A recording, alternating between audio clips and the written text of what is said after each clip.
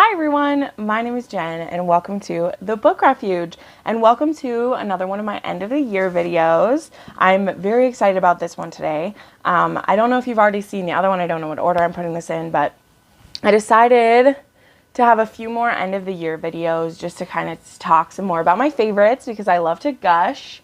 So I'm gonna do it. It's happening. And I thought that I would do my favorite standalones and my favorite series of the year just because there was no way I could fit everything into my top videos of the year because I've read almost 700 books this year and I obviously loved more things than just 10 books, right? But a lot of those fit into series. So the way that I did this is I'm doing a video with my favorite standalones and then I'm doing one with my favorite series. And the way that I decided this, because a lot of the books I read are in series. So the first qualifier was that I have to have read the whole series. So like the whole series is out or had like more than 5 books already out. And I've read all of those. And then, you know, I read that entire section of it in this year. So if I had already started half of the series last year, then I didn't count it as like a series of 2020. So all of these books, all of the books in the series that are currently out, I have read in this year. And so I do have a couple trilogies on here, but most of them have like more than that. And then, yeah, I just wanted to dive in. So let's start with my favorite historical series and we'll kind of work our way through all of these and see how we do it. So first off, I want to start with a trilogy that I read, and all 3 of them were 5 stars, and I love them so much. And that is The Hellions of Havisham by Lorraine Heath. Falling into Bed with the Duke was my first Lorraine Heath. She's also on the list of authors that I want to read more of in 2021 because I've read 5 of her books, and the woman has like 50, 60 books. And so far, oh my gosh. So far, all of them have had very unique plots. But these 3, they're about these group of gentlemen, the Hellions of Havisham, who a couple of the men, they lost their families in a train accident. And so they went to live with the Viscount Locksley, who is kind of crazy, but he was a very loving man. He's just a little bit bonkers. And so these 3 men went to live with him and his son because they were already like friends. Like the parents were like, they were friends and stuff. And these kids didn't have anywhere else to go, even though there was like a duke and an earl and then his son's a Viscount, you know, so there's all of these. And they stayed with this kind of madman, but he's a very loving madman. Like you'll see if you try it. But the first one is Falling into Bed with the Duke. This one revolves around a female sex club where the females have all the control. Like they choose who beds them and they, you know, if the men step out of line, they get kicked out and like shamed publicly for doing so. And it's actually based on like a real club that these women started. But this, I guess, I'm finding that like all of her series are connected. I haven't read all of them. It's a thing. There's The Earl Takes All. This has a bonkers plot that involves twins and a killer gorilla. It's great. And then this one is The Viscount and the Vixen, and it is about that that mad Viscount and his son, and like it's so good. Like I don't even know how to explain it, but this book wraps up the series in a beautiful, fantastic way. These are very sexy books. They are heart-wrenching in a lot of ways and very powerful stories. Like it's so interesting and good. I love it so much. Then it was very hard to only pick. I picked 2 of Lisa Kleypas' series for this. I'm sorry, but not sorry, because they're both very different. So the first trilogy that I want to talk about is the Bow Street Runners, I think is the name of the series. Yeah, I think it's the Bow Street Runners. But it starts with Someone to Watch Over Me. And then there's Lady Sophia's Lover. Let's give you some backdrop there. And Worth Any Price. And so this trilogy, it starts with a book about a girl who she wakes up under a bridge. She has amnesia. And the Bow Street Runner who finds her he says her name is Vivian Rose Duval and that she is a courtesan, and actually a courtesan who has snubbed him in the past, but she doesn't remember who she is. And she doesn't feel like she would have been a courtesan before, but she doesn't know who she is. But she does know that she's very attracted to Grant, who saved her, and he... Man, this is a complicated plot to say, but basically it's an amnesia plot, and I loved it. This is about the head of the Bow Street Runners, Sir Ross Cannon, and then Lady Sophia, who is trying to get revenge against Sir Ross for a wrong that he has done her family. So she goes undercover as a servant in his household and is going to seduce him. It's great. Like, it's even called a novel of seduction. It's great. Then there is Worth Any Price, which this book, this is about Nick Gentry, who is known as the most skillful lover in England. He's fantastic. And he is also like not really like a bounty hunter, because he's not necessarily he's not finding people to kill them, but he's kind of, like a worker for hire in that state of so he gets hired by this really wealthy man to go bring his bride back, Miss Charlotte Howard, who has run away. And this is actually connected with, you get to see Westcliff, who's in the Wallflower series. This trilogy came before the Wallflower series because she is a companion to his mother at that time.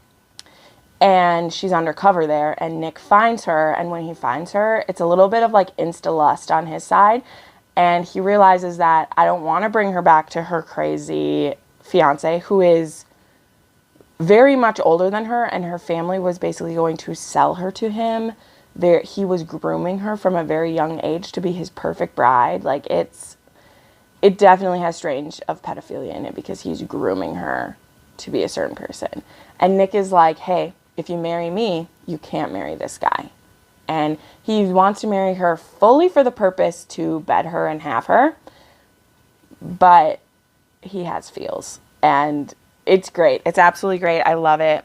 I really love this entire trilogy. Lisa Kleypas knows how to get you. I really like it. I also like it because all three of these heroes are working men. And some of them might have titles, but they are working gentry, if they are gentry at all. And I really love that. I love that she does a series like that, because I really like a made man. I love that. It's so sexy. And then the other series of hers that I have to put out is the Wallflower series, which starts with Secrets of a Summer Night. I love these characters so much. There's a reason why they're so popular. Because they're fantastic. I don't even have it's over there on my shelf, but there's also a prequel to this series called Again the Magic, which is one of my favorite books of the year. It's on that list. That's why I didn't feel the need to grab it. But this is about 4 girls who decide that it's time that they find themselves husbands. So they take one girl at a time and they go about trying to find her a husband. And it's great. It is so good. Each one of them is so unique. Devil in Winter is one that everyone squeals about, and it is really good. But I mean, my favorite is probably either the first one or the second one, which this is Westcliff and Lillian. Is it Lillian? Yeah, Westcliff and Lillian's book. And I just love Marcus. He is someone who we've been watching him soften over time, because he's in, his sister's books in the prequel, and he's a much harder man. And his partner, Lillian, is an American, and she just throws him for a loop. And it's great. It's so good. Elisa Kleypas, guys. It was so good. I have so many more of her books to read still, but I just ration them out, little by little, because they're so great. And then the last historical series that I have to mention, and you knew this had to end up on my favorites list, and that is the Victorian Rebel series by Kerrigan Byrne. I burned through this series so much. The Highwayman was recommended to me over and over again before I finally read it. I listened to so many podcasts about this book before I finally like dived into it. But it's great. All these books have pretty strong like Scottish ties in them. Most of them do. They're all about very damaged people, usually the men, but sometimes both. And it all starts off with Dorian Blackwell, the Black Heart of Benmore, who is like the king of the underworld in London. And he has a really dark past. We know that he came from like, he had been in Newgate prison, and he is like scarred and hard-hearted is what it says. And then we have Farah Mackenzie, who Farah was in love with a young man named Dugan when she was a child. And also I'll say there's a trigger warning for every one of these books, and I can't tell them all to you. So please look them up. But all of her prologues usually contain said trauma. And Farah and Dugan were childhood sweethearts, and that's really all that they had because they were in this like orphanage together. And she is assaulted by the priest there, and Dugan and her do away with this guy. Mostly, you know, it happens. And so he gets put in prison, and she's waiting for him to get out. They had hand-fast themselves to each other, which is basically being married at, is kind of what the tradition is. And then she finds out that he dies in prison. And so she lives her life as a widow. She's planning to be a spinster her whole life. And then Dorian Blackwell finds out about her, and he actually knew Dugan in prison. And he wants to take care of her in memory of his brother in blood and arms from Newgate. And she is currently working with the police, though, just that she's a secretary and like a very important person to the constable there. And so being wooed in a certain form, like not wooed, but like being like wanted by the criminal mastermind underlord of London, like isn't in her plans. But I love Kerrigan Byrne's heroines. That's just the first book. All of these books, except for The Duke, which was still a good book, just wasn't my style. All of these books were 5 stars. For me, they were fantastic. She still does have one more scheduled, but it'll probably be another self-published. This is actually this is the 7th book in the series, but it's also the beginning of like the Good Girl series by her. So she does have one more that is supposed to fit into the Victorian Rebels, but it'll probably be a spin-off as well. So fantastic. If you haven't read a Kerrigan Byrne yet, do yourself a favor and do it. They're very dark and gritty. They're a place that I suggest people start if they want to try dark romance. You could start with historical dark and see how it feels. I explained it in my video that historicals are usually written in 3rd person, whereas like contemporary dark romances are in 1st person a lot of the times. And so if you want to see if you can handle dark romance, you could try a historical dark romance and have a little more distance from the trauma and see what you think. But anyway, highly recommend this series. I will continue to yell about it in 2021 as I read more Kerrigan Byrne and just continue to fall in love with her. She's fantastic. All right, now let's start moving into some fun stuff. So here is a, it starts as like new adult, but then it becomes adult, so it's really all just adult. But it is the Game On series by Kristen Callihan. The first one is The Hookup. This is an enemies to lovers, sports romance. These are all sports. And there's this like nerdy, brainy girl, and she starts hooking up with the quarterback on the football team. But like a good Kristen Callihan, there's more to this than just hot sex. And what I really love about this one is that pretty much all the books in this series, the men are really the pioneers, like really pursuing their women. And in this one, Drew, though he may be the popular guy, like Anna, she really keeps guys at bay. And she's like, I don't have time for a jock. You're just good for your dick for me. Like, really, I just want your dick. I don't need anything else from you. And he really fights that because he's like, I know that we can be more and stop hiding from me. This one is a friends to lovers, the friend zone. And yeah, this one starts as kind of like it's only for a little bit, but it starts as like a instant message, like texting friendship, because this girl, I think it's Ivy. Yeah, Ivy, her father is an agent. And so her father asks her to like do some favors for Gray. And they start by becoming friends with like bantering over the stuff that her dad is asking her to do to help like woo him or whatever. And yeah, so it definitely starts as a friends to lovers, and it's really cute. They have great banter and they're adorable. This is one of my favorites. This is the game plan. This is about Ethan Dexter and then Fiona, who I believe is Ivy's sister. Yes, I think it's Ivy's sister. And Ethan, he has had the hots for her for a while. And he's actually a virgin hero. He's also pierced. Like, he's got piercings down there. And it's fantastic. And he has been looking for a chance with her for a long time. But it's just never lined up for it to work because he is just starting his career in the NFL and they live in different cities. And so she also like doesn't want meaningless relationships anymore. And she's like, if we do long distance, it's not going to work. But he's determined to make it happen. And he's great. I love Ethan Dexter. He's so swoony. The series is so good.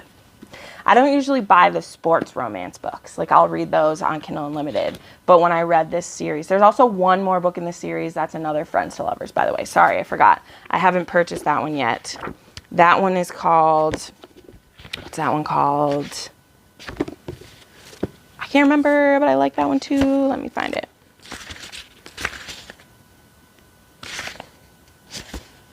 I can't find it, but it's another Friends to Lovers. And it's also really good. So there's 4 in that one. Then I had to have more Nikki Sloane. I only have 3 out of the series. I'm still working on getting the rest. But this is The Blindfold Club by Nikki Sloane. This is the set of novellas that you get as well. But this is about The Blindfold Club. This is the first one, 3 simple rules. And it is about this club where it's run by Joseph. What's Joseph's name? I don't see it. But anyway, it's run by this guy. And what happens is that the woman is blindfolded and the men come in and like bid on the time for the night with her. And then they can either choose to take the blindfold off of her or to, you know, keep it on. And so the first one starts with this girl who's just going to do it for the night. She's just going to do it for one night because she needs to make money for a certain reason. There's a reason. And her friend works at the Blindfold Club. She's actually one of kind of like the founding members of the Blindfold Club. And she agrees to do it for one night. And the person who comes in and buys her is her boss. And there was already some sexual tension and it's a thing. And at the end of the like encounter, he takes off her blindfold and is like, this is what we could be if you let me do it. So that one's extremely taboo because it's just the whole situation. And like, it's Nikki Sloane, so you just got to trust that the series is amazing. There's also the 3rd book in the series is 3 Little Mistakes. And this is about the owner. And this is an age gap. And it's so good. Nikki Sloane, guys, you got to get on the Nikki Sloane train because she writes some of the sexiest books. And they also punch me in the gut every time. They're just fantastic. It's so good. It's so good. Let us see.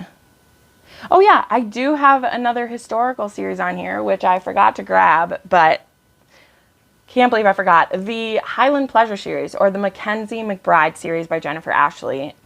Sorry that I didn't mention this. Particularly the first 6 books in the series. They are about 4 Mackenzie brothers, and then like the McBride family like marries the Mackenzie family, and there's a thing. But this starts with the madness of Lord Ian Mackenzie, which is on my favorites list. But I have the series on here for as a whole because particularly the first 4 books about these 4 brothers are amazing. These 4 brothers, they had a really horrible dad who mistreated them all, and these also have some trigger warnings in them. but it is such a fabulous series. It's very angsty. It's very sexy. They're Scottish as well. They wear kilts. One of them is a painter. One of them is an inventor. One of them is a duke. Like, it's fabulous. I feel like I talk about the Highland Pleasures all the time. So if you go watch one of my other historical recommendations, you'll see more. But I gush about them enough that I'm going to keep moving. But so good.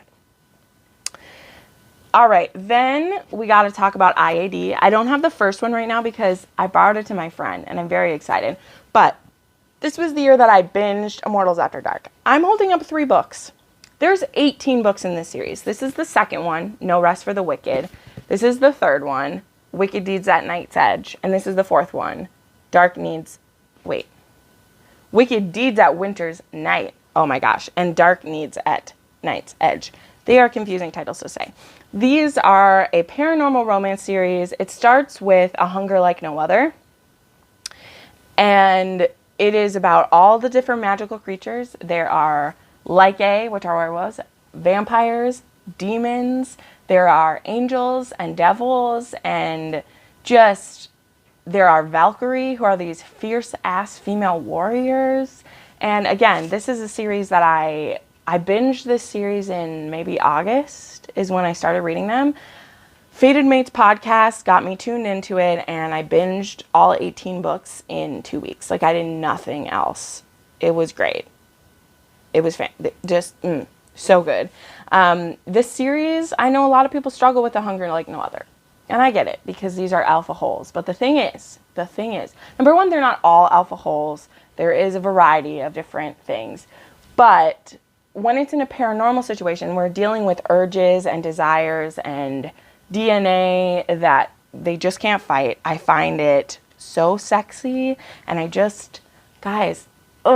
here for it, and I love it. And the audiobooks are phenomenal. That is how I consumed the series, is Robert Peckov's voices. And I would listen to the Fated Mates podcast about each episode, and I would get like halfway in, and then I would stop, and I would read the book, and then I would go back and listen. And I know that that's not going to be everyone's how they do it, but it really helped me.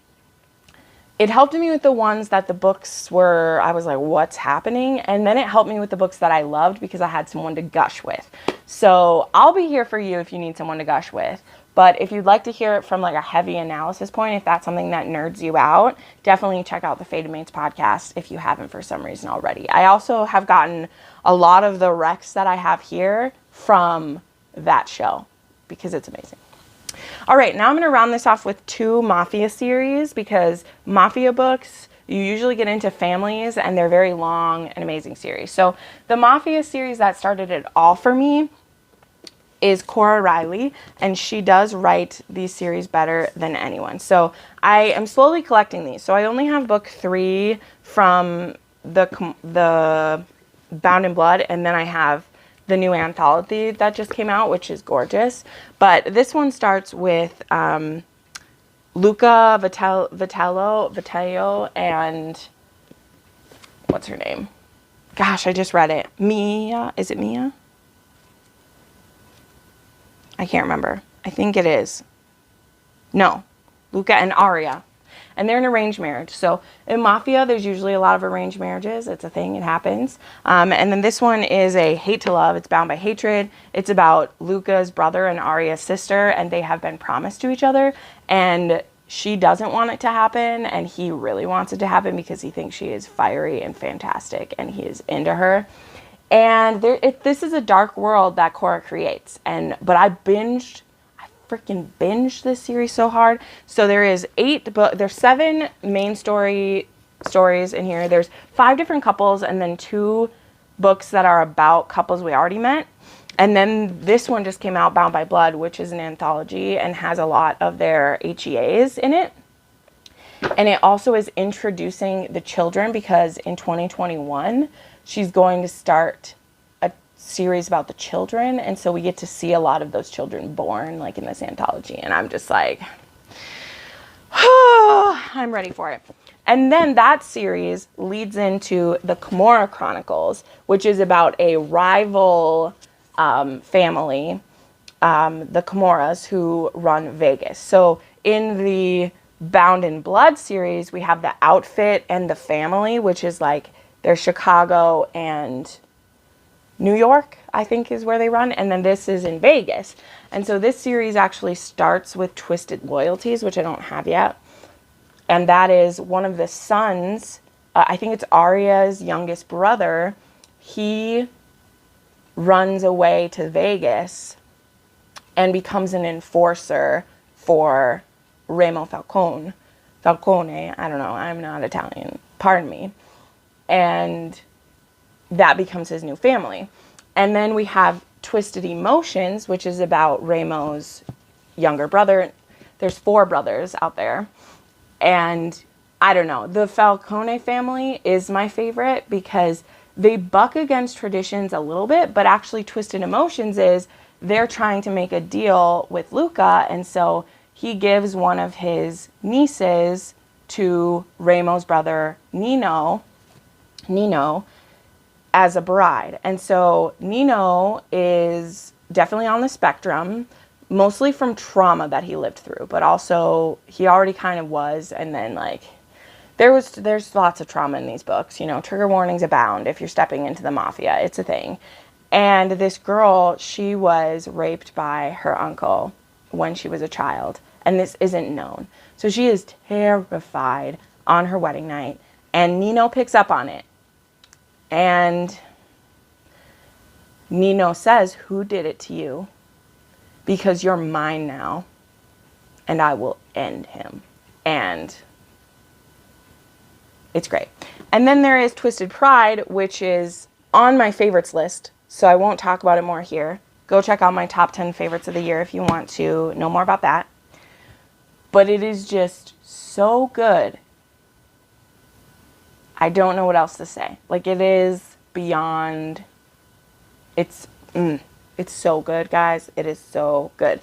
And then, yeah, this is great. There's still one more to come out in this series about the youngest brother. And I can't. I'm ready for it.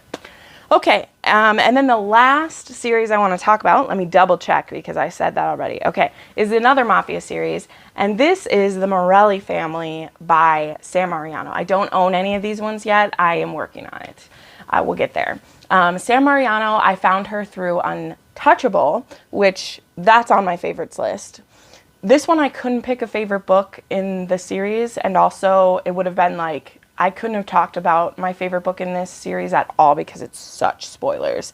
Like, it's such spoilers, I can't say anything. But this series starts in one way, and I wouldn't even say it's ended because it's not like over yet, because she's going to do the same thing where like there's going to be books about the kids. But this starts about a girl who, it starts with accidental witness, and it is what it is. She sees something she shouldn't see. And it's a guy from her school, like, starting a fire at this place near her apartment. And so he sees her and knows her. And so he takes her phone because she took a video of it. And then he becomes kind of obsessed with her.